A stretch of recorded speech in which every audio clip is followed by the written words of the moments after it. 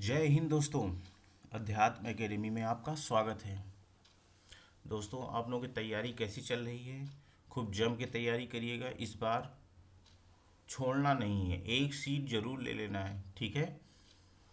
और दोस्तों, जहाँ से आप लोग कोचिंग कर रहे हैं, ठीक है ना, जहाँ से भी आप लोग कोचिंग जरूर करते रहिए। मेरी वाली क्लास सिर्फ आप रिवीजन के लिए रखिएगा, ठीक है ना। समय बहुत कम है और आपको पढ़ना बहुत ज़्यादा है। समय बहुत कम है, पढ़ना बहुत ज़्यादा है। तो मैं जो भी इम्पोर्टेंट इम्पॉर्टेंट फैक्ट होते हैं और सामान्य ज्ञान और सामान्य हिंदी हम अब आपकी रिवीजन करा देंगे। बाकी आपको मैथ और रीजनिंग बहुत प्रैक्टिस करनी पड़ेगी और समय तो आपके पास कम ही है, इसलिए बहुत मन लगा के तैयारी करिए। समय बर्बाद मत करिएगा इधर उधर, ठीक है। मेरी वाली क्लास आपके पास समय है तब देखिएगा, क्योंकि ये भर्ती दोबारा नहीं आएंगी और आपके पास ये समय दोबारा गोल्डन चांस है, समझ लो आप लोगों के लिए दोबारा नहीं आएगा, ठीक है। तो दोस्तों, मैं वैकल्पिक प्रश्नों को अभी मैं पढ़ा रहा था, लेकिन उसमें क्या है ना, क्वेश्चन कम होते थे और कंटेंट भी कम हो जाता था। इसलिए मैंने सोचा कि इसको वन लाइनर में करते हैं।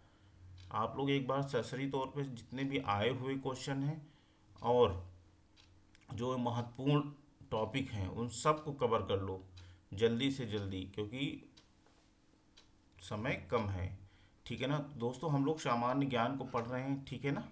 टॉपिक वाइज वन लाइनर को क्लियर कर रहे हैं। हम अपने जो विज्ञप्ति में एक सब्जेक्ट दे रखे हैं, उसमें भारतीय संविधान भी दिया गया है। दोस्तों, नवी क्लास है और हम लोग पढ़ते हैं, ठीक है। ये सामान्य ज्ञान के चैप्टर हम मैंने इसमें दे रखा है, ये सारे विज्ञप्ति में जो विज्ञप्ति है यूपी पुलिस की उसमें दे रखे हैं, ठीक है ना।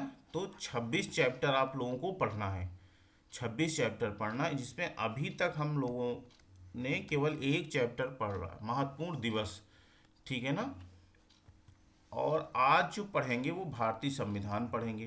तो भारतीय संविधान एक क्लास में तो ख़त्म नहीं होगा।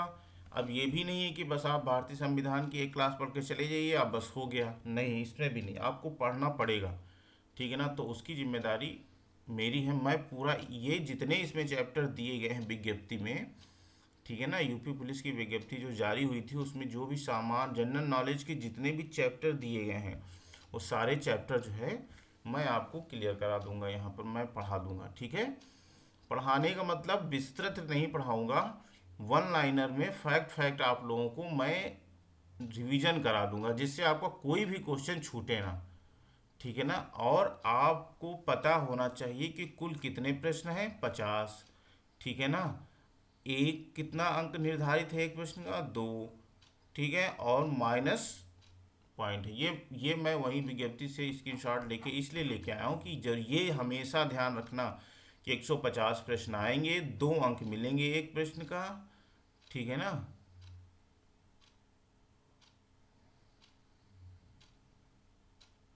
और आपका कितना हो जाएगा, माइनस कितना होगा, 0.5 ऋणात्मक अंक होगा, ठीक है ना।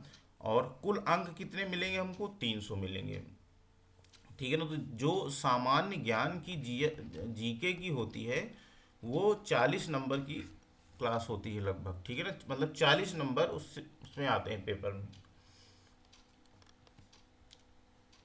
टोटल 26 चैप्टर हम लोगों को पढ़ना है। और आज हम लोग पढ़ रहे हैं संविधान, संविधान में राज्य व्यवस्था। और आज हम 3 चैप्टर को उसमें जो संविधान में 3 टॉपिक को क्लियर करते हैं। भारतीय संविधान का विकास, भारतीय संविधान की रचना, भारतीय संविधान की विशेषताएं, ठीक है ना। आप लोगों को 1 या 2 क्वेश्चन यहाँ से मिल जाएगा। अच्छा, इस बार मैंने देखा है कि किसी में इसमें मूल विधि नहीं दी गई है। इसके पहले जो भी होता था, हम लोगों का पेपर हुआ था तो उसमें मूल विधि भी आई थी, ठीक है ना। तो इस बार इससे क्वेश्चन ज़्यादा उठेंगे भारतीय संविधान से, ठीक है। तो आप लोग जरूर इसको ध्यान में रखते हुए पढ़िए।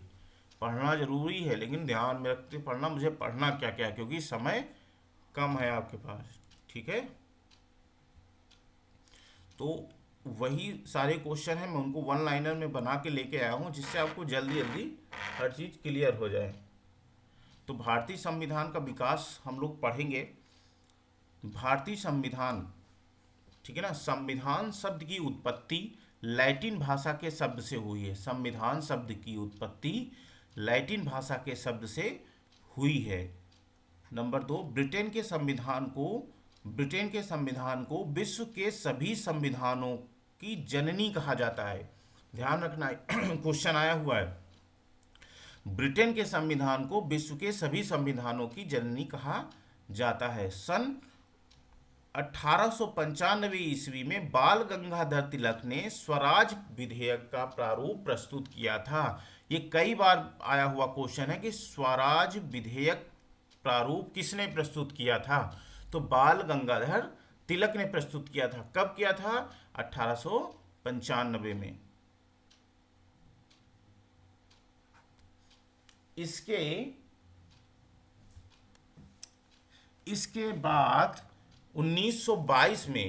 बाद 1922 में महात्मा गांधी तथा 1934 में जवाहरलाल नेहरू ने भारतीय संविधान के निर्माण के लिए संविधान सभा के गठन की मांग की। अब देखिए, अब अगर आज को आ जाए कि सर्वप्रथम संविधान सभा के गठन की मांग किसने की, तो आप 1922 में महात्मा गांधी ने की थी, 1934 में जवाहरलाल नेहरू ने किया था। ठीक है ना। भारतीय संविधान के ऐतिहासिक विकास काल 1600 ईस्वी से प्रारंभ होता है। इसी वर्ष इंग्लैंड में ईस्ट इंडिया कंपनी की स्थापना हुई थी। क्यों? क्योंकि जब ईस्ट इंडिया कंपनी की स्थापना हुई थी तो कुछ रूल्स बने होंगे, नियम बने होंगे, कानून बने होंगे। ठीक है ना। उसी को देखते हुए ये कहा जाता है कि ऐतिहासिक विकास काल 1600 ईस्वी से प्रारंभ हुआ अपने संविधान का। ठीक है।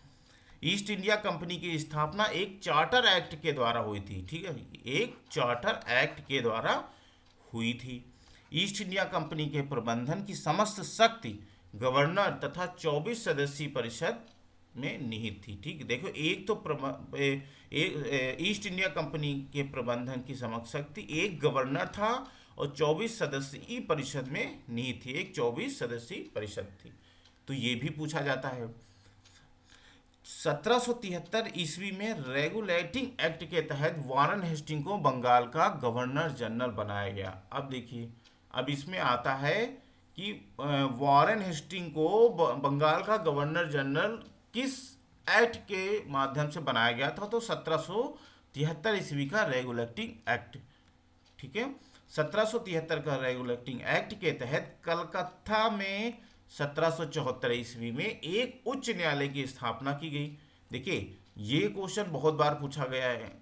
ठीक है ना। UPSI, UP police constable, UP PCS, हर जगह ये बहुत क्वेश्चन पूछा गया है कि भारत में सर्वप्रथम उच्च न्यायालय की स्थापना किस एक्ट के माध्यम से हुई थी? तो 1773 ईस्वी का रेगुलेटिंग एक्ट के तहत हुई थी, जिसमें एक मुख्य न्यायाधीश था और 3 अन्य न्यायाधीश थे। एक मुख्य न्यायाधीश, 3 अन्य न्यायाधीश थे।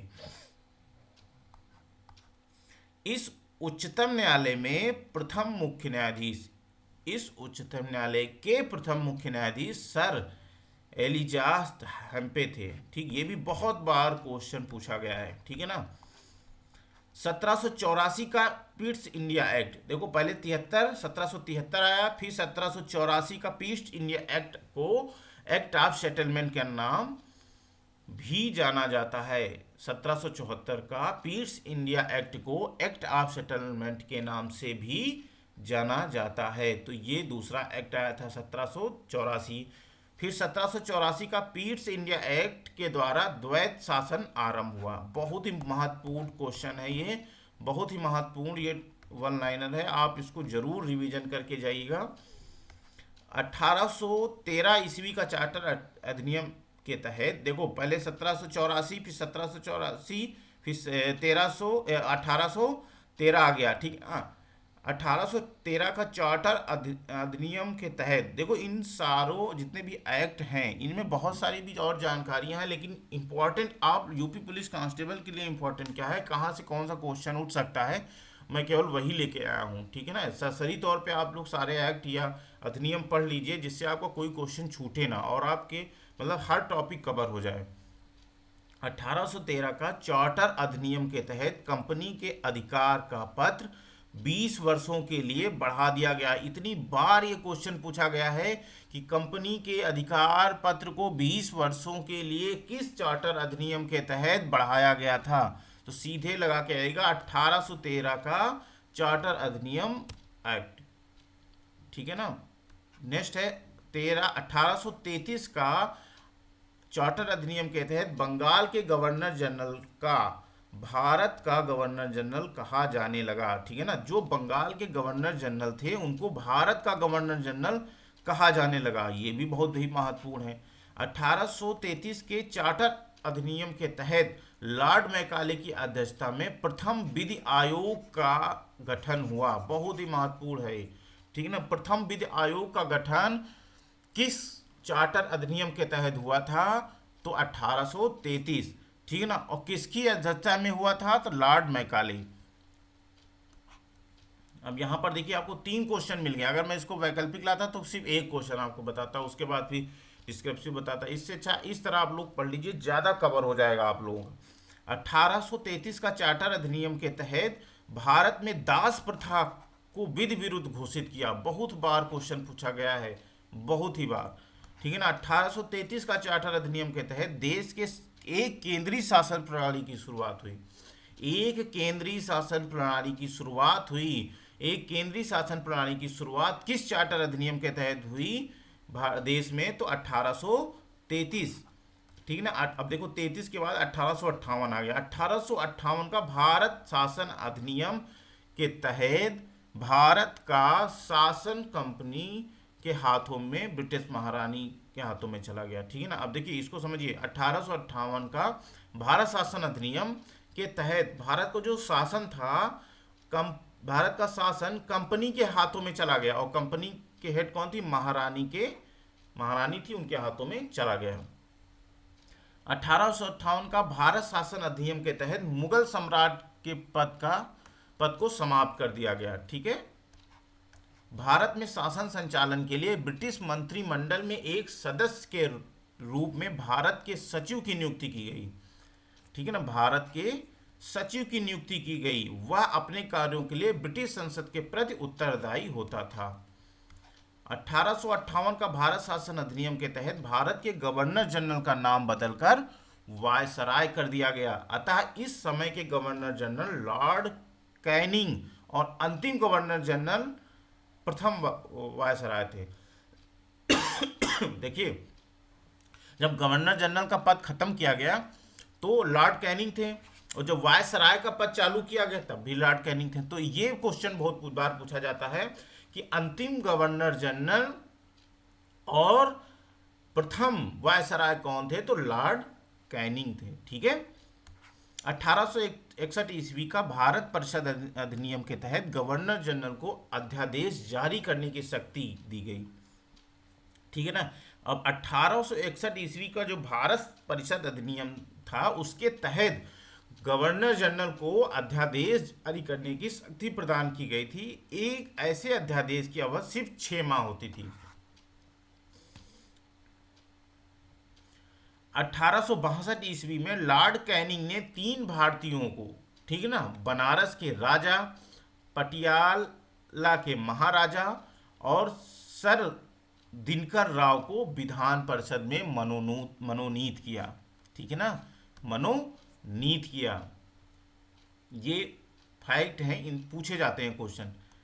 ठीक है ना, 1892 ईस्वी का भारत परिषद अधिनियम के तहत अप्रत्यक्ष चुनाव प्रणाली की शुरुआत हुई, बहुत बार पूछा गया है। ठीक है ना, इसको दिमाग में रखें। 1909 का भारत परिषद अधिनियम मार्ले मिंटो सुधार के नाम से भी जाना जाता है, ये भी ध्यान रखना। ठीक है ना, 1909 का भारत परिषद अधिनियम के तहत पहली बार मुस्लिम समुदाय के लोगों मुस्लिम समुदाय के लिए पृथक प्रतिनिधित्व का उपबंध किया गया। इसके अंतर्गत मुस्लिम सदस्यों का चुनाव मुस्लिम मतदाता ही करते थे। ये भी बहुत बार पूछा गया है।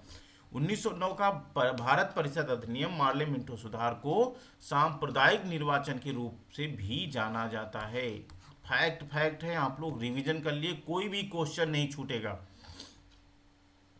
सत्येंद्र प्रसाद सिन्हा वायसराय की कार्यपालिका परिषद के प्रथम भारतीय सदस्य बने। उन्हें विधि सदस्य बनाया गया। ठीक है ना, ध्यान रखना 1909 ईस्वी में लॉर्ड मार्ले इंग्लैंड में भारत के राज्य सचिव थे। ठीक है ना, ये दो क्वेश्चन बहुत पूछे जाते हैं और इसमें अक्सर गलती होती है। 1909 ईस्वी में लॉर्ड मार्ले इंग्लैंड के भारत के राज्य सचिव थे और लॉर्ड मिंटो भारत के वायसराय थे। ठीक है ना, 1909 में भारत के वायसराय लॉर्ड मिंटो थे और राज्य सचिव थे लॉर्ड मार्ले। ठीक है ना, तो ये दो क्वेश्चन बहुत, ये दो नाम ना कंफ्यूजन करते हैं और गलत करके बच्चे आ जाते हैं, ये जरूर ध्यान रखना। ठीक है ना, 1919 का भारत शासन अधिनियम, जिसको मॉन्टेग्यू चेम्सफोर्ड सुधार के नाम से भी जाना जाता है, के तहत प्रांतों में द्वैत शासन लाया गया। प्रांतों में द्वैत शासन लाया गया, इतनी बार पूछा गया है, किसी का जवाब नहीं, इसको जरूर ध्यान रखिएगा। ठीक है ना, 1919 का भारत शासन अधिनियम के द्वारा लोक सेवा आयोग का गठन किया गया। ये भी बहुत बार पूछा गया है, लोक सेवा आयोग का गठन किया। 1919 का भारत शासन अधिनियम के द्वारा पहली बार केंद्रीय बजट को राज्यों के बजट से अलग कर दिया गया। बहुत बार पूछा गया है। ठीक है, 1919 का भारत शासन अधिनियम के द्वारा पहली बार केंद्रीय बजट को राज्यों के बजट से अलग कर दिया गया। 1919 का भारत शासन अधिनियम द्वारा भारत में पहली बार महिलाओं को मतदान देने का अधिकार 1926 में मिला। ठीक है ना, 1926 में मिला। ये भी पूछा जाता है क्वेश्चन। 1935 का भारत शासन अधिनियम में 321 अनुच्छेद थे और 10 अनुसूचियां थी। ठीक है ना, बहुत बार पूछा गया, 321 अनुच्छेद और 10 अनुसूचियां थी। किसमें? 1935 का भारत शासन अधिनियम में। 1935 का भारत शासन अधिनियम के द्वारा प्रांतों में से द्वैत शासन को हटाकर, ध्यान रखना, प्रांतों में से द्वैत शासन को हटा दिया गया और केंद्र में द्वैत शासन की स्थापना की गई। प्रांतों में द्वैत शासन को हटा दिया गया तथा केंद्र में द्वैत शासन की स्थापना की गई। किस अधिनियम के तहत? 1935 का भारत शासन अधिनियम द्वारा। 1935 का भारत शासन अधिनियम के द्वारा सांप्रदायिक निर्वाचन पद्धति का विस्तार कर दिया गया। सांप्रदायिक निर्वाचन पद्धति का विस्तार कर दिया गया। किस अधिनियम के तहत? 1935 भारत शासन अधिनियम के तहत। 1935 भारत शासन अधिनियम के द्वारा म्यांमार बर्मा को भारत से अलग कर दिया गया। बहुत बार क्वेश्चन पूछा गया कि म्यांमार भारत को किस अधिनियम, किस भारत शासन अधिनियम के माध्यम से अलग किया गया था? तो 1935 भारत शासन अधिनियम। 1935 का भारत शासन अधिनियम के तहत भारतीय रिजर्व बैंक की स्थापना की गई। कब? 1935 ईस्वी में। ठीक है ना, ये भी बहुत बार पूछा गया।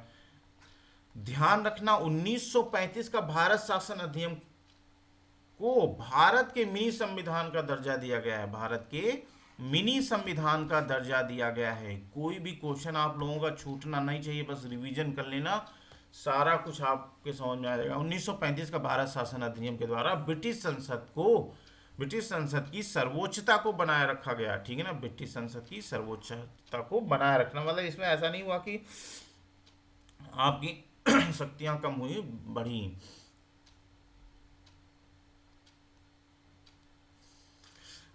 भारतीय संविधान के गठन का विचार सर्वप्रथम, अब देखो वहां, अब हम लोगों ने क्या किया, यहाँ पर जितने अधिनियम थे, एक्ट थे, सब हम लोगों ने कवर कर लिया। अब इससे ज़्यादा आप लोगों कांस्टेबल में आएगा नहीं अगर एक्ट और अधिनियम से आएगा। ठीक है ना दोस्तों, अगर ये क्लास आप लोगों को अच्छी लग रही है, ठीक है ना, आपको लगता कि नहीं ऐसी क्लास हमको मिलती रहें, ठीक है ना, दिन में 1 बार 2 बार 3 बार, और जब भी आप फ्री होते हैं ये क्लास देखें, ज़रूर देखें। ठीक है ना, तो प्लीज़ इसको लाइक ज़रूर करिए, सब्सक्राइब जरूर करिए, शेयर की जरूर कीजिए, क्योंकि जब मेरे पास सब्सक्राइबर होंगे मुझे मोटिवेशन मिलेगी, तो मैं और अच्छे से इस क्लास को बनाऊंगा और ज़्यादा से ज़्यादा क्लासें आप लोगों को दिन में मिल पाएंगी। ठीक है ना। अब देखो वहां तक अधिनियम और एक्ट सारे खत्म हो गए, अब उससे ज्यादा आपको नहीं पूछा जाएगा उसमें। अब इसमें देखिए भारतीय संविधान की रचना हम लोग पढ़ लेते हैं। भारतीय संविधान की रचना। भारतीय संविधान की गठन का विचार सर्वप्रथम एम एन राय ने 1934 में रखा था। ठीक है ना, ये भी ध्यान रखना।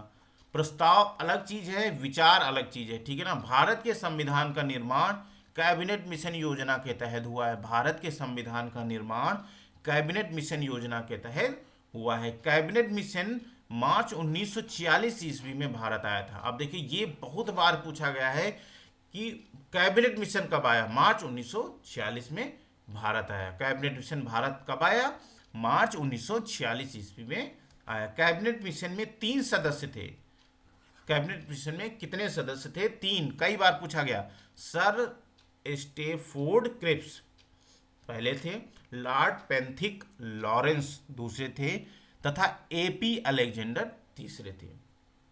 संविधान सभा में कुल 389 सदस्य थे, जिसमें 292 ब्रिटिश प्रांतों के प्रतिनिधि, 93 देसी रियासतों के प्रतिनिधि और 4 कमिश्नरी क्षेत्र के प्रतिनिधि थे। ठीक, पूछा जाता है क्वेश्चन कई बार इसको अलग अलग तोड़ के। भारत के विभाजन के पश्चात संविधान सभा में 299 सदस्य रह गए। ठीक है। संविधान सभा की पहली बैठक 9 दिसंबर 1946 को दिल्ली में हुई। संविधान सभा की पहली बैठक 9 दिसंबर 1946 को नई दिल्ली में हुई। संविधान सभा के सबसे बुजुर्ग सदस्य डॉक्टर सच्चिदानंद सिन्हा को सभा का अस्थायी सदस्य चुना गया। सबसे पहले सब अस्थायी सदस्य डॉक्टर सच्चिदानंद सिन्हा को चुना गया। मुस्लिम लीग ने संविधान सभा की प्रथम बैठक का बहिष्कार किया। पूछा जाता है क्वेश्चन, प्रथम बैठक का बहिष्कार सर्वप्रथम किसने किया, मुस्लिम लीग ने किया। ठीक है ना, संविधान सभा का। और पाकिस्तान के लिए एक अलग संविधान की मांग की। तेज बहादुर सप्रू व जयप्रकाश नारायण ने संविधान सभा की सदस्यता को अस्वीकार कर दिया था। हैदराबाद एक ऐसी देसी रियासत थी जिसके प्रतिनिधि संविधान सभा में शामिल नहीं हुए। संविधान सभा में ब्रिटिश प्रांतों के 296 प्रतिनिधियों का विभाजन सांप्रदायिक आधार पर किया गया। 213 सामान्य, 79 मुसलमान और 4 सिख थे। संविधान सभा के सदस्यों में अनुसूचित जनजाति के सदस्यों की संख्या 33 थी। बहुत बार पूछा गया क्वेश्चन है, कितनी थी, 33 थी। संविधान सभा में महिलाओं की संख्या 15 थी। बहुत बार पूछा गया है, संविधान सभा में महिलाओं की संख्या कितनी थी, 15 थी। 11 दिसंबर 1946 को राजेंद्र प्रसाद को संविधान सभा का स्थायी अध्यक्ष चुना गया, या को स्थायी अध्यक्ष चुना गया। 13 दिसंबर 1946 को जवाहरलाल नेहरू ने संविधान सभा में उद्देश्य प्रस्ताव प्रस्तुत किया। बहुत बार पूछा जाता उद्देश्य प्रस्ताव किसने प्रस्तुत किया, जवाहरलाल नेहरू ने किया। कब किया, 13 दिसंबर 1946 को। प्रारूप समिति का अध्यक्ष डॉक्टर भीमराव अंबेडकर को चुना गया। ठीक है ना, प्रारूप समिति का अध्यक्ष डॉक्टर भीमराव अंबेडकर को चुना गया। संविधान सभा में इनका निर्वाचन पश्चिम बंगाल से हुआ था। प्रारूप समिति में 7 सदस्य थे। संविधान सभा के प्रारूप पर 114 दिन बहस चली है। देखिए कितना बढ़िया प्रारूप था कि 114 दिन उस पर बहस चली। संविधान को बनाने में 2 वर्ष 11 माह 18 दिन का समय लगता है। पूछा जाता है क्वेश्चन, इसको बिल्कुल सरलता से मत देना, इसमें गलती भी हो जाती है, इसलिए इसको अच्छे से याद करके जाना। भारतीय संविधान को 26 नवंबर 1949 को अंगीकार किया गया। भारतीय संविधान को 26 नवंबर 1949 को अंगीकार किया गया। भारतीय संविधान 26 जनवरी 1950 को लागू किया गया। संविधान 26 जनवरी 1950 को लागू किया गया। संविधान सभा की अंतिम बैठक 24 जनवरी 1950 को हुई। कब हुई, 24 जनवरी 1950 को हुई। 24 जनवरी 1950 को राजेंद्र प्रसाद को भारत का राष्ट्रपति चुना गया। ठीक है, 24 जनवरी 1950 को राजेंद्र प्रसाद को भारत का राष्ट्रपति चुना गया। भारतीय संविधान का पिता डॉक्टर बी आर अम्बेडकर को कहा जाता है। डॉक्टर बी आर अम्बेडकर को कहा जाता है। पहली बार संविधान सभा की अवधारणा स्वराज पार्टी ने 1935 ईस्वी में प्रस्तावित की थी। संविधान बनने के लिए 13 कमेटियां गठित की गई थी। बहुत बार पूछा गया है, ठीक है ना, उसको नोट डाउन कर लेना। संविधान सभा के संवैधानिक सलाहकार पद पर श्री बी एन राव को नियुक्त किया गया था। श्री बी एन राव को नियुक्त किया गया था। 22 जुलाई 1947 को राष्ट्रीय ध्वज अपनाया गया। कई बार क्वेश्चन पूछा गया, ठीक है ना। 24 जनवरी 1950 को ईस्वी को राष्ट्रीय गान अपनाया गया था और 24 जनवरी 1950 ईस्वी को राष्ट्रीय गीत अपनाया गया था। केशवानंद भारती बनाम केरल राज्य निर्णय के अनुसार प्रस्तावना को संविधान का आधारभूत अंग माना गया है, ठीक है ना। प्रस्तावना को संविधान का आधारभूत अंग माना गया है केशवानंद भारती बनाम केरल राज्य के निर्णय के अनुसार। 1935 में भारतीय राष्ट्रीय कांग्रेस ने पहली बार भारत के संविधान के निर्माण के लिए आधिकारिक रूप से संविधान सभा के गठन की मांग की थी, ठीक है ना। अगस्त प्रस्ताव, बहुत बार क्वेश्चन पूछा गया। अगस्त प्रस्ताव 1940 में पहली बार संविधान सभा की मांग को ब्रिटिश राज द्वारा स्वीकार किया गया। सॉरी। भारतीय संविधान, देखो वहाँ रचना हम लोगों ने पढ़ लिया। अब हम लोग पढ़ते हैं भारतीय संविधान की विशेषताएं। मोटे तौर पे पढ़ लेते हैं भारतीय संविधान की विशेषताएं। भारतीय संविधान विश्व में सबसे लंबा लिखित संविधान है। ध्यान रखना, भारतीय संविधान विश्व में सबसे लंबा लिखित संविधान है। विश्व का प्रथम लिखित संविधान संयुक्त राज्य अमेरिका ने वर्ष 1789 में अपनाया था, ठीक है ना। भारत के मूल संविधान में 22 भाग 395 अनुच्छेद 8 अनुसूचियां थी। भारत के वर्तमान संविधान में 22 भाग 395 अनुच्छेद और 12 अनुसूचियां थी, ठीक है ना। तो ये अनुसूचियां बढ़ गई। भारतीय संविधान में मूल कर्तव्य का विवरण 42वें संविधान संशोधन के द्वारा 1976 में किया गया, ठीक है ना। मूल कर्तव्य का विवरण। भारतीय संविधान में एकल नागरिकता का प्रावधान है। ये फैक्ट हैं, इनको आप पढ़ लीजिए, आपका क्वेश्चन नहीं छूटेगा। भारतीय संविधान उदार एवं कठोरता का मिश्रण है। भारतीय संविधान को वकीलों का स्वर कहा गया है, ठीक है, क्योंकि संविधान सभा में वकीलों की संख्या अधिक थी। संविधान के द्वारा भारत को राज्यों का संघ बताया गया है। राज्यों का संघ बताया गया है। भारतीय संविधान को संविधान सभा द्वारा अपनाया गया, ठीक है। भारतीय संविधान को संविधान सभा द्वारा अपनाया गया। पूछा जाता है कि हमारा संविधान किसके द्वारा अपनाया गया, तो भारतीय संविधान सभा द्वारा, जो वो संविधान सभा का गठन जो हुआ था जो भारतीय संविधान बनाने के लिए। 42वें संविधान संशोधन अधिनियम 1976 को मिनी संविधान का दर्जा या मिनी संविधान भी कहा जाता है। भारतीय संविधान भारत को एक संपूर्ण प्रभुत्व संपन्न एवं लोकतंत्रात्मक गणराज्य घोषित करता है। भारत का संविधान ना तो लचीला है और ना ही कठोर, बल्कि दोनों का मिलाजुला रूप है। भारतीय संविधान ना तो लचीला है और ना ही कठोर, बल्कि दोनों का मिलाजुला रूप है। भारतीय संविधान में सभी भारतीय नागरिकों को मौलिक अधिकार प्रदान किए गए हैं। भारतीय संविधान में सभी भारतीयों को मौलिक अधिकार प्रदान किए गए हैं। केशवानंद भारती बनाम केरल राज्य वाद के अनुसार उद्देशिका संविधान का अंग है, परंतु इसे न्यायालय में कानूनी दर्जा प्राप्त नहीं है। भारतीय संविधान के उद्देशिका में प्रयुक्त हम भारत के लोग शब्द स्पष्ट है कि भारत की संप्रभुता भारत की जनता में निहित है, ठीक है ना। ये शब्द पूछा जाता है। भारतीय संविधान की उद्देशिका को संविधान की आत्मा और संविधान निर्माताओं के मन की कुंजी कहा जाता है। भारतीय संविधान के अनुसार भारत एक गणतंत्र है। इसका अर्थ यह है कि भारत का राष्ट्राध्यक्ष निर्वाचित होगा, अनुवांशिक नहीं, ठीक है। 42वें संविधान संशोधन 1976 द्वारा उद्देशिका में समाजवादी और पंथ निरपेक्ष शब्द जोड़े गए तथा राष्ट्र की एकता को राष्ट्र की एकता, इसमें दो बार हो गया, राष्ट्र की एकता और अखंडता से प्रतिस्थापित किया गया, ठीक है ना, दो बार हो गया। उद्देशिका में संविधान के अंगीकरण की तिथि 26 नवंबर 1949 दी गई है। इसी कारण 26 नवंबर को भारत में विधि दिवस के रूप में मनाया जाता है। दोस्तों, ये जो हमारे 3 टॉपिक थे भारतीय संविधान के, वो मैंने सारे इसमें कवर कर लिया है, ठीक है ना। इससे क्वेश्चन बाहर तो नहीं जाना चाहिए, क्योंकि अगर इन 3 टॉपिक से पूछा जाता है तब।